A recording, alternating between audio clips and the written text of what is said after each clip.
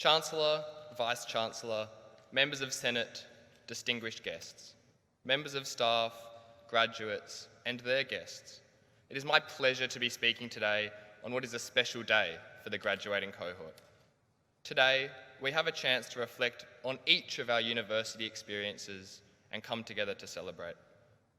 I have been to a few of my friends' graduations here at UWA, and it's exciting to finally be experiencing it myself.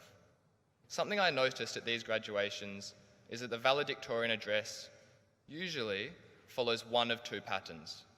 Either the speaker gets up and talks for 3 minutes, but it feels like 3 hours, as they talk about themselves, they talk about their journey, and they throw in some anecdotes that are meant to amount to something inspirational. Most notably though, the speaker will take a big deep breath at the start and say, "Let me tell you about my first day at university." The second type of speech, however, is relatable. It's a little bit funny. It talks broadly about issues that impacted the cohort, and it doesn't feel like 3 hours. So now that we understand the difference, let me tell you about my first day at university. I'll spare you. Recently, I was on the bus traveling to work and had a moment when I realized university tutorials are a lot like riding on the bus. You sit there and all you say is thank you when you leave. We've all been there, some more than others. I think us commerce students would know. Sometimes you might say more than thanks. You might go as far as raising your hand, answering a question, but you're only doing it to get the participation mark. What's the inspirational message here? I think it's appreciating when someone does something for you, and so you should acknowledge that by saying thank you. This is something we forget all too often in the busyness that is life.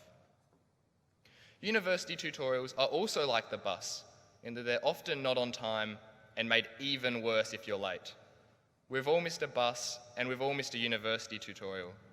I found that the 15-minute walk from Octagon to business school on a rainy day was enough to discourage some from going altogether. A walk made even longer by all those greenhouses in between, and I wondered, on more than one occasion, couldn't the business school just be there instead? That might be a rather distant memory for many of us who transitioned to online learning last year. What a unique time it was. And when you take a step back and think about it, coronavirus will be an era-defining moment. Something to tell your grandchildren about, I'm sure.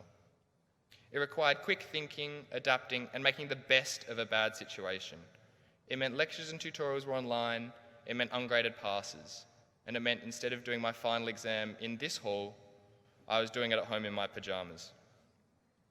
Finally, a bus ride is even more like a university tutorial when it's a busy day. You're packed in like sardines, in both cases next to people you don't know. You're there for the same reason, and there's a real tendency for people not to move to the back as more people come in. Although being sat so closely next to each other meant that you would inevitably become friends or reluctantly group members, and these conversations would always start with someone taking that first step and saying hi.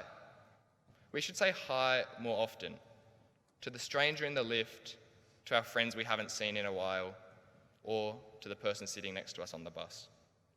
After all, we really know very little about each other's lives, and it's more important than ever to stay connected. I would like to use this opportunity to thank the UWA staff and congratulate the graduating cohort. This marks an important time in our lives, a rite of passage, a new chapter. I wish you all nothing but the best in all of your future endeavours, and so, much like getting off the bus and leaving a university tutorial. Thank you.